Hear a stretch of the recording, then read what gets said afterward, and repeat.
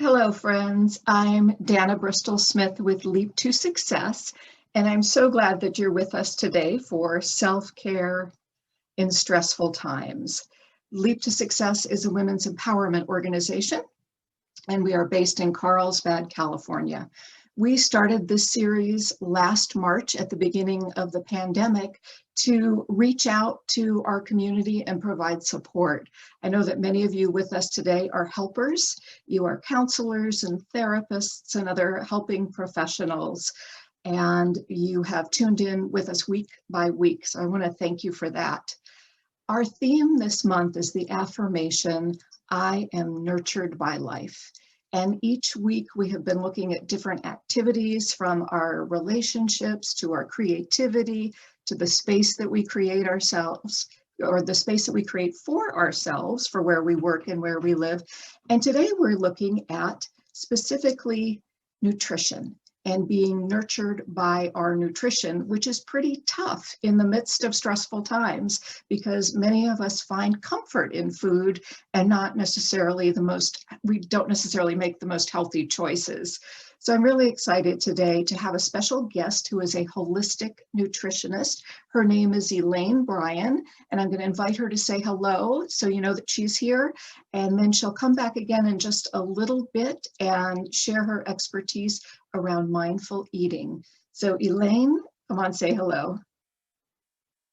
Oh, unmute yourself. Yep. Hi, everybody. I'm glad to be here. Thank you so much for inviting me on today, Dana. You're welcome. And Elaine, while you're here, why don't you tell us what that beautiful green thing is that's directly behind you? My connection to food. This is a vertical tower garden where I can grow my own greens and other veggies and herbs, so I can just grab them when I need them for my own dishes. That's awesome. And is that just sitting inside your house there? It is. Actually, it's on wheels. It can be right on the wood floor. It's just grows about 32 different plants, and then I also have them outside as well. Wow. Well, I want to find out more about that. But Yeah. so thank you for being with us. Thank you. I'll be back. Yes. So now I'd like to check in with you all and take our stress poll. If you are new with us for the very first time, we take a poll at the beginning of the session, and we ask you to rate yourself on a scale of 1 to 10, 1 being a low level of stress to 10 being as high as you can possibly be, which would not be a very comfortable situation.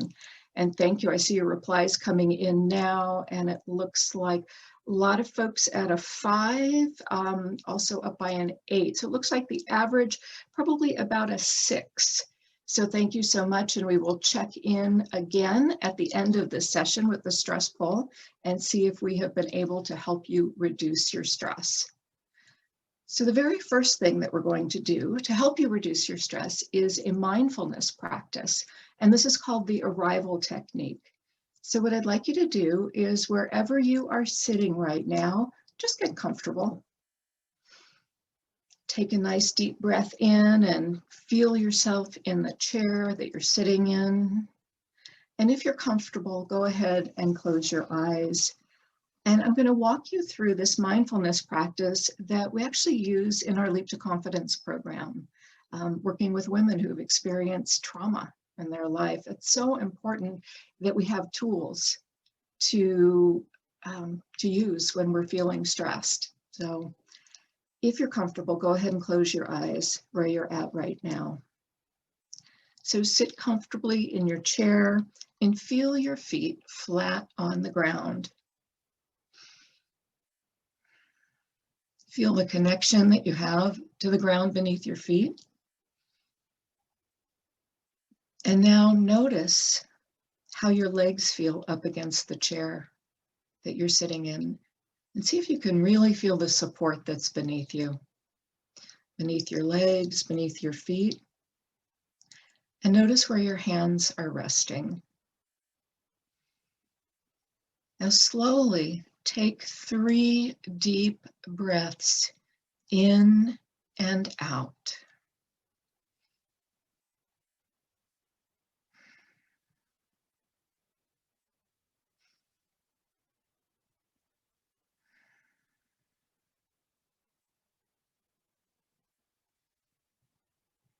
Good. Now check in with your body and do a scan and identify any area in your body where you might feel tension or tightness. Or maybe you have areas where you don't experience any sensation at all. And without judging or criticizing, just notice.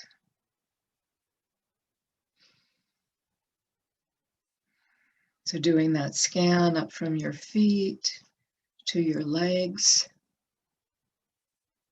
to your hip area, to your back. Continuing to take deep breaths in, really supporting and nurturing yourself with deep breathing. And continuing on that scan up to the top of your back, to your shoulders, down your arms, and now back up to your neck and the top of your head. And take a nice deep breath in as if you're breathing from the bottom of your feet all the way up to the top of your head. And do that one more time.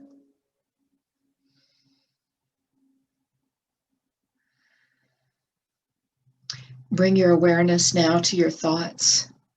With a non-judgmental and curious attitude, notice what you are thinking without attaching yourself to any of the thoughts. Just observe them. Observe them like they're a movie, and you're just watching them float on by scene, and continuing to take that nice deep breath in and out.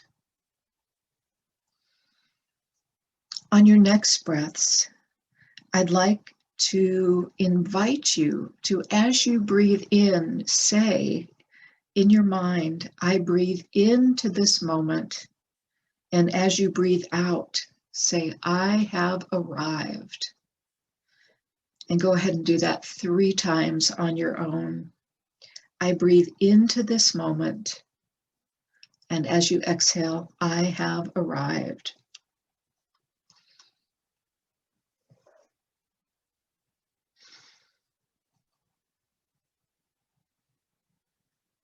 Very good. Now, when you're ready, go ahead and open your eyes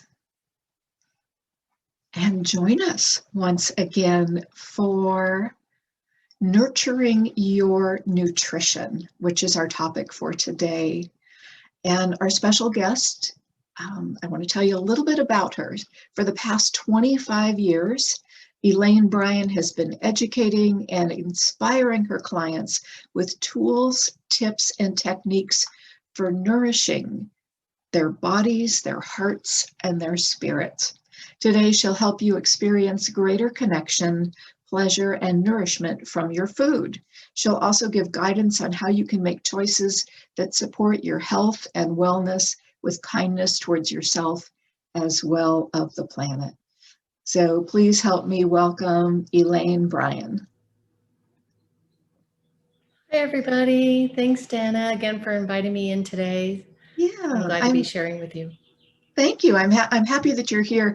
And I'm curious, as we get to know you, Elaine, what was your path to becoming a nutritionist? Did you have some sort of event that happened in your life? Well, thanks for asking. Yes, there was definitely a journey attached to that. I was just like a lot of us, we become in our careers, we become, our own businesses. We want to give our passions out to the world, but I wasn't really focused and I was disconnected from my nutrition, from the way that I was nourishing myself so that I had the energy to be there for everybody in my life. And so I was focused on that career. I wasn't paying attention. Nobody had taught me how to really eat and nourish myself. And so I was starting to crash a little bit and starting to experience a lot of health conditions that were bothering me quite a bit. I was thinking that I could actually take some over-the-counter medicines to get rid of the symptoms, or I could actually start looking deeper at what was really going on, and knowing that my body is a self-healing machine, and that I can give it the right tools and the right nutrition so that I can feel better and be there for my clients better. So I went on that journey. I looked for other people to help me because I didn't have that education. And I learned so much from them. I started integrating some of these different practices into my own life. And I noticed that I was taking a little bit more time to do that and learn. But in that process, I was more effective with my clients in the long run, just by taking that time to nourish myself in that type of way. And so I was so grateful. I just started to go back to school to learn how to connect with myself with those beautiful plants, became a holistic nutritionist and health coach and herbalist. And it's been a journey from there, because health is a journey, right? We're all on our own journey with that. Yeah, it is. And I think it's something that we continue to learn, especially at different times in our lives when our bodies might need different things for support and in order for us to feel good. So, so you had your own personal path to becoming a nutritionist. And, you know, this last year has been so different for all of us. And I know for many of us, we're working from home. And maybe we had some good, healthy eating practices in place. And then with all of the stress of the pandemic and the uncertainty, we turned to food for comfort. And we probably didn't turn, I know that I didn't turn to the most healthy foods. And so I'd really like some advice and some tips from you on how in this environment do we really take care of ourselves through our snacks and to be more healthy in our eating. Okay, that's a good question too. So, you know, food is really woven into the texture of our lives. And it is something that we were pulled away from the parts of it that were really important to us all as far as our social gatherings. We all have memories of foods that we eat that bring back these good feelings. We get together with family and friends and community, and that's a really important part of who we are and how we live our lives. And we lost a little part of that. So one of the things that we started to do was be at our own homes. And I saw a couple different things happen for people last year with this stress. And of course, some of it was just watching what's going on and mindlessly eating whatever we can to fill those emotions that we were feeling. Or some people actually took it and maybe part of that was, I'm going to make my own bread. I'm going to do things in the kitchen. I have that time. So there was a kind of a mixture of different things that were going on for people. But number one, that I think is really important for us all to remember is to be gentle and compassionate with yourself. We are hard on ourselves about a lot of things. And I see, especially for women entrepreneurs, it turns into more of a disordered eating. We are, you know, shitting on ourselves a lot and really being judgmental about ourselves. So number one, practicing what we call in yoga ahimsa, being gentle and compassionate with yourself. And as you move through that is really important. That self-acceptance, really noticing what's going on in your body, what emotions you're feeling when you're grabbing for different things. Of course, some of the things that a lot of us were grabbing were carbohydrates, because those simple carbohydrates feed our serotonin. They produce that happy, healthy hormone that makes us feel good. And that's important too. So just being gentle with ourselves and going along with that. But what we can do is also learn how that these carbohydrates, if they are the complex carbohydrates with the fiber in them, can actually help with our gut. That will help with healing with the gut. It'll help with the connections with the brain. So those fibers in those plant foods, those complex carbohydrates, actually produce what we call short chain fatty acids. This is a new way of thinking about our health and how we can connect with making those happy hormones and connect our nervous system, our brain system, our hormonal system all together with that happy gut. So don't feel so guilty about grabbing those complex carbohydrates, because those are going to help you in the long run produce that serotonin. And Elaine, let me ask you to give us some examples of what foods are complex carbohydrates. Anything that has the fiber in the whole food complex. So that might be some healthy grains. That could be quinoa. That would feel really good for a lot of people. Some people don't do well with gluten type of grains. So sometimes with the quinoa, buckwheat, which isn't the gluten, sometimes rice. It just depends on what it is for each person. We're all individuals about what feels good in our body, but definitely fruits and vegetables. Any type of, root vegetables are very grounding. They make us feel safe and secure, kind of nourish that root chakra. That's important too. So think about the rainbow of all those different colors that you can get into your diet every single day. Those are super important for you to be nurturing yourself with. So taking it all in with those colors is really important. So anything with fiber, soluble and insoluble fiber is really, that's going to build that gut health. Make a big difference for all of us. So snack on those kinds of things versus the things that come out of packages. Yeah, and you'll feel a little fuller faster, so that, sometimes we just give ourselves those sugary foods without the fiber, without the protein, we're just going to want more, and eventually we're just going to crash. So we want to have that stable blood sugar. That'll make us feel better as well too. Yeah. Okay, great. Thank you. So my next question is, I know that what we eat is important, and I also know that how we eat what we eat is important. So I've heard the term mindful eating, and I'm wondering if you can explain that and give some examples. Sure, that's really important too, because a lot of us are just like numbing ourselves out. We're not paying attention. We might be watching a movie on Netflix. We might be just noticing different things around us, but we're not really being mindful. And that was where I was at too. It was just, feeding myself because I was supposed to, and then I could just move on. But there are different ways, we're talking about mindfulness in the practice of just being aware, being a gentle observer of what's going on. But we can apply that. Once you start applying those concepts, you can apply that to the food that you eat, because your body's miraculous. You have 10 trillion cells, and it's all fed by the nutrition that you eat. You can repair cells, you can do so many different things with your immune system, so many different reasons why we want to look at our food as information for the body.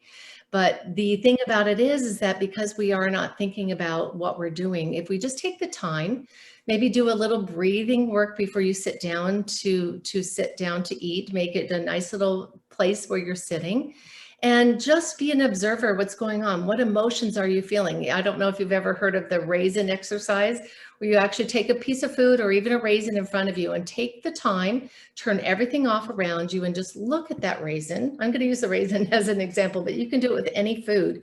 Just look at it. What are the colors? What is the texture of that food? This is being mindful and being present in the moment with whatever you're going to be putting in your body. What is it going to do for you? So you can actually look at it and feel the texture. You can smell it. You can actually think of, what is this food going to do for me? What is it going to provide for me? Do I really want this? Is it something that's going to feed me, build me up, or tear me down? You can just ask yourself those questions and just not be connected to it so much. Just be an observer of what comes up for you. Maybe some emotions come up for you as well. But then actually when you taste it, taking the time to chew, notice what happens to the salivary glands when you're starting to chew that food, or even when you're looking at it. And take the time to swallow it, feel it going down. How does it feel in your body? But also, sometimes I'm seeing a lot of people with a lot of reactions to food, or they don't feel well after they eat certain foods. And it might be a day or so later. So just being aware, what is going on? How do I feel with that food in my body? How, what colors was that? What colors am I bringing into my body? Do I feel like I need red foods today, more grounding for the root chakra? Do I feel like I green foods for the heart? Just, making sure that you're taking the time to connect with whatever it is that you're putting in your body. Just like the same thing. And I know that our health isn't always just what's at the end of our fork. It's also our thoughts and how we are connected to those thoughts and our perceptions of them and the stress that comes into our life. So, but it is foundational. It is what we need to do to stay alive. And it is a social event as well. So hopefully we'll get back to some of that. You can even be on your own and feel connected to that food. It's also important to think about where that food came from. Was it something that you grew in your own garden and you smelled the dirt as you pulled it out, or you grabbed it off a tower garden, or whatever, however that food came to you? Who was involved in growing that food for you? Did that food have to grow? Did it come from Chile? And then it had to come all the way across the oceans and it had to be delivered to the store. You know, what happened with that food? How many people had to touch this food before it was created for you to nourish yourself with it? Mm-hmm. And I think that way we can feel more whole with that connection, heart, mind, body, just taking that time to be present with what is in our emotions again. And like I said, we have a lot of disordered connection to things. And if we just take that time and be mindful, it makes a big difference. So Yeah. Well, that's great to have that awareness. And I think to really think about where our food has come from to be with us. And I think that leads to gratitude. So whether you say a certain blessing or prayer at the beginning of the meal, to just really appreciate it, it's a nice way to pause from other activities in the day. you bet. Well, Elaine, before we open it up for questions from our audience members, so that's something for our audience to think about. If you do have questions for Elaine, I would love for you to tell us more about this tower garden and how it works, because I think it's really cool to have a garden in your kitchen that you could actually pull things off of to make your meals. So how does that work? Yeah, I was really excited to hear about them. It was about 12 years ago when they came out, and I thought, well, we're trying to grow a garden in the ground, and it takes a lot of work. You have to put the mesh underneath it because the gophers get the things. You have to have different layers of composting and soils, and it was a big project. So when these came out, I thought, well, let's do a comparison. So we started growing the tower garden. They grow 30 to 40% faster than a normal garden, using 98% less water, which is great for the planet as well. We wanted to be able to have control over our plants and what was sprayed on them, what was going on with them. So it's just been a godsend. We grew one outside. It had 20 different portals for herbs. We grew whatever we wanted, you know, collard greens, kale, and we were so successful. We bought a number of more of them, and I help people get them so that they can grow. Last year was a big year for that. A lot of people had more time. They wanted to take control of their own food. So we have one inside the house as well. It's on its own wheels. It's a smaller base, so you can put it in a kitchen. My brother is in Arizona where it's hot, and he has it in the kitchen. Just pulls basil or parsley off of it. So inside you have to have grow lights. I turned the grow lights off so it wasn't so bright, but it's actually the way that the plants can grow. But outside, I've still got tomatoes growing, and I got bell peppers still from last summer. I've got strawberries right outside that I planted in mine, so the strawberries are coming in. So it's a really great thing to do. It's paid ourselves back over and over and over, because some of them I've had for over 10 years, these same tower gardens. And I provide people the seedlings, or they can grow their own or even get them in the mail. So yeah, it's pretty fun. Oh, that's really cool. Does it have soil in it, or is it growing from water? There's It's no aeroponic. soil. Nope, it's fed by the nutrient, water, and air. So that's why they grow so much faster, because the nutrients don't have to go through the soil to get there. The nutrients get right to the roots pretty quickly. And we did a study at the University of Mississippi where we compared organic vegetables to ones grown in the tower garden. They're just as nutritious and grow faster, and they produce more of a crop yield as well. So what do you have growing on that one that's right beside you? I have kale on this one. I actually have basil leaf lettuce. I love basil. Basil can't handle anything below 50 degrees, so we're growing it inside right now until it warms up just a little bit. But basil leaf lettuce is a new leaf lettuce that tastes like basil. So I've got that in there. I've got collard greens. I love the spicy mustard greens. So I've got those in there too. That's about the time I'd like to grow some of those different things so I can add those to a lot of my food, add some nutrition. I can take things off and throw it in my smoothie. I can add things to the top of foods as well. Yeah. And it adds a lot of nutrients. There is a baby green or microgreen extension at the top, so you can grow some microgreens. I got little baby Swiss chard up here as well. So it's just really fun. I like to sit here around my plants. It's part of me being mindful and nurturing myself, being around the plants and having that connection to those foods. Yeah, I love that. Oh, that's it. I have in mind a spot in my kitchen. We've got one of those big atrium windows. There you go. That would be really cool. Okay, we'll have to investigate that. Okay, well, Elaine, I'm wondering if we can go ahead and take some questions from the folks who are listening with us live on this webinar. So you're with us on Zoom, and if you have any questions about nutrition for Elaine, go ahead and put them in the chat, and we will ask you. Or the expertise. One of the things that I appreciate about what you've said is, the idea to be kind to ourselves and not get so down on ourselves. I was imagining I'm having, a break and I just need to have chocolate and, just being able to enjoy it, enjoy that cookie and not get down on myself. And also, I know one of the things that's really important is just portion control. It's like, it's okay to eat a variety of things and not too much of any one thing. Yeah, I was wondering, when you think about portion control and for meals, can you give us a picture of what a healthy meal, like a dinner would look like? And I know that you focus on plant-based foods. Right. That's what you were saying, is that sometimes we, yes, have that chocolate. Make sure maybe as you learn a little bit more about some of the healthier ways and ingredients that you can use, things that have more fiber in them, more protein in them, good fats will actually make you feel satiated so you don't keep mindlessly eating things. Is really important too. So yes, I do focus a lot on the plant-based foods so that I can build up that fiber. So maybe having even a sweet potato right now is real grounding. So you can actually add a lot of different things onto that. You can make some hummus to put on it. You can put some greens on top of that. Because we need to eat 9 to 13 servings minimum of fruits and vegetables every day, everything that I eat has a lot of vegetables on it.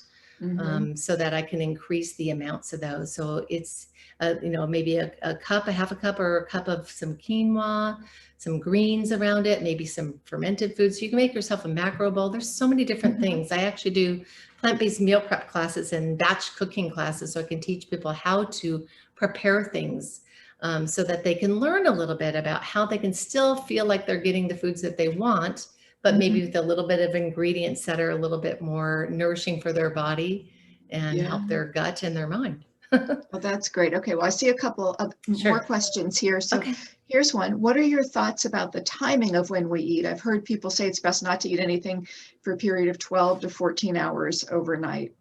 What do you recommend? There's lots of different ways of eating. And so everybody's an individual. So I look at everybody as an individual. If you have low blood sugars, then I'm not going to have you do the intermittent fasting as much, because that gap of eating might be not beneficial for you. So I like to look at people's blood work, see what's going on, and really just kind of analyze how you live your life and what's important. But intermittent fasting for a lot of people is really helpful, especially if they have insulin resistance and diabetes and things like that, giving their body a break. It just depends on who the person is. But intermittent fasting might be you stop eating at 6 and you maybe start eating again give yourself 12, 14 hours. Some people like to do a little bit where their only window of eating is 6 hours of the time that they eat their food.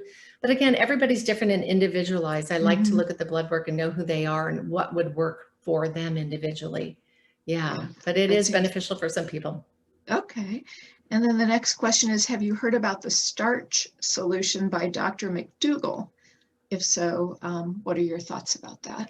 I haven't read I know Dr. Mcdougall well, but I haven't seen his book in particular. There is the Fiber Fueled. There's a new book that way. So the Starch solution might be, I'm going to have to look that one up. It might be the same kind of concept about getting some of those fibers in the body. Not really sure. So it could be, I'll have to look that one up. I haven't read his. I have so many nutrition books and there's so many new ones coming out all the time. And that's what the thing, it's very conflicting a lot of times. There's so many different doctors writing about different things that we're just so confused sometimes. That way we can look at our own blood work with a nutritionist to find out what works for you. Yeah, I'll look up the Starch solution. Yeah, and I think you bring up a really important point, because we hear about these, and I'm going to call them fads, because all of a sudden this new term like intermittent fasting is very popular. The keto diets, and it seems like, every couple of years there's something that's new that people get really excited about because they have really good results with it short term, but not necessarily that they can incorporate in the long-term basis for their health. So I think to close here, what I'd like to ask you, actually one more question, and then I have a closing question. What are good things to eat at breakfast time to give you that sustained energy throughout the day? Yeah, a lot of people, again, it's individualized. Some people feel better with just having a nice superfood smoothie. and they don't mind not chewing. That would be really good for a lot of people. Sometimes it's that steel cut oatmeal that they can make and add some nuts and seeds, some chia seeds to get some good fats in there, maybe some dried fruit or some cut up apple. Those type of things are really good. Some people can use maybe gluten-free toast to make avocado toast. So they've got some protein and good fats that way as well. Some people feel more bogged down when they have bacon and eggs. Again, it's individualized. I like to find out what people like, because if I gave them an idea of something to eat and they just don't like it, that's not going to work. So we have to work within what is good for people. If they have autoimmune, then I'm going to work with getting them off those inflammatory foods, mostly gluten and dairy. And that's a big one for people. We're used to those foods. And so it just takes a little bit of work where we just kind of one little step at a time. Yeah, it is. Yeah. Well, those are great tips. And I think the message that I hear the loudest is how important it is to look at ourselves individually and not just jump on every fad or new idea that comes along, because it probably works well for some people and it doesn't work so well for others. So the last question I have is, what should we watch out for with, we hear about new things that, we do want to try because we hear that they've been, other people have felt really good from them, but what should we really watch out for? Well, watch out for those new fads that you were talking about, the new books, new fads about the eating styles, because you have to find something that's going to work for you long term. It's really important to not just, we've done dieting, we've jumped on the Atkins, we've jumped on this and the paleo and everything else. And just, we have to really take the time to know who you are, what's going on, what do you really, and our bodies change. And if we're going through menopause, I really focus on that, perimenopause and menopause, then there might be more things that we need at that time. So if we just jump right into the bandwagon on keto, that kind of, for some people might feel good at first. They might lose the weight that they want to lose, but then their brain stops working as well, because they're not getting those carbohydrates and they're not being able to connect with themselves. So it's just, there are better ways to do some of those. So please talk to a professional, maybe a nutritionist or somebody that can help you through those before you jump onto something. And if you do, just be mindful and notice what's going on. What do you notice about it? Was it really beneficial for you in the long run, or is it something you want to take a look at? And what can you do long term? Don't do something and stop and do another thing and stop, and I know from all the studies I've done over the years, the more plants, no matter what eating style you have, the more plants that you have and plant foods in your diet, and that's the one thing that's consistent, the less chance of chronic disease, and we can reduce the risk of all these chronic diseases by at least 8 million people per year. Wow. By adding more plants, but 10 servings of plants every single day. Yeah. Yeah. So if there's one thing that our audience takes away, is eat more plants. Yes. And I think you'll have better health overall. Well, thank you, Elaine. This has been great. And I want to check in with our friends who are with us with that stress poll again. And I want to see if we were able to reduce the stress through the mindfulness practice and learning about nutrition. So we'll see what comes up here. Okay. And I've put Elaine's website, Body and Soul Nourishment, in the chat area for anybody who would like to follow up and learn more about Elaine's classes and her services, which sound great. And well, it looks like now our stress is between 5 and 2. So it looks like about 3.5 is the average. So I'm really glad that we were able to help everybody to reduce their stress by spending 30 minutes with us today.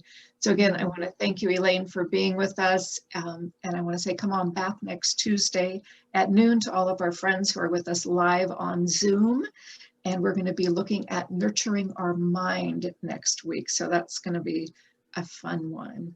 And I look forward to seeing you. Be well, my friends. Okay, bye-bye. Thank you, Dana. Thank you, everybody. Glad to be here with you. Thank you. Bye-bye. Bye.